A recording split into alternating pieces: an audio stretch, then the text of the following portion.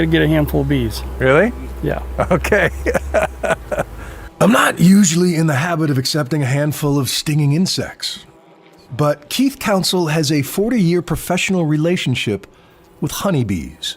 And you rarely wear a veil or gloves or anything? Don't really need to. And these days, they need all the love they can get. Hurricane Ian arrived at the worst possible time for this business, just as beekeepers from around the country were set up to catch the autumn bloom of the Brazilian pepper tree. Whole yard went under. The storm drowned and crushed hundreds of thousands of hives, killing countless millions of bees. It's gone. We're gonna have to come back. There ain't nothing left. You could actually see a water line where it came up to here. And because Ian blew away so much vegetation, those that survived are starving. Some of these bees have gotten 3 shots of feed, and that's a gallon. So you're talking about 36 pounds of feed already, and you can still go back after they suck the feed down, and it looks like they never were fed at all. They're just starving. They're just starving. Yeah, it's nonstop. So it's just an added cost, and you're just trying to do the best. You have to make that tough decision of, really, is it worth the money, the financial cost to try to save it? Or do you just have to walk away and take your medicine? This is all bee food. This will be used for liquid bee food, yep. At Man Lake Bee and Ag Supply, they're mixing sugar water as fast as they can. And while some bee farmers file for federal relief, the Greater Good Charity is giving away a 1/4 ton of pollen substitute.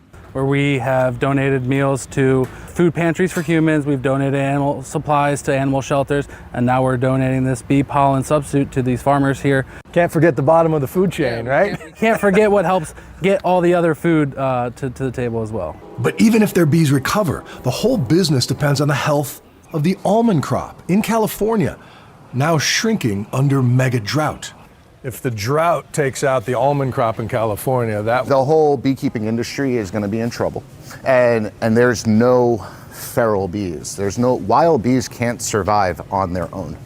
He explains that pesticides, development, and invasive pests have made it impossible for bees to survive without deliberate human care. And if all the beekeepers released all of their bees, every beekeeper in the country, if they just released all their bees into the wild, we estimate it'd be about 2 to 3 years before bees would just collapse. Bees are the most important farmer. They're the most forgotten as well. And that's why we just need the entire public to really continue to get involved in bees. And 2 beehives makes a big impact. They went totally underwater, somehow made it. In the meantime, all Keith can do is pick up the pieces and focus on the survivors, like the hive he found drowned inside a water meter box near Fort Myers Beach. It's a different feeling when you have bees walking all over you. It really is. It really is. And nobody's getting stung. No? You know, they're doing their thing. Maybe they can sense we're rooting for them, you know? Well, and We appreciate them. that's part of the thing. You have to treat them with respect. When you get down to it, the bees are the pillars to all agriculture, and they're the pillars to our whole civilization.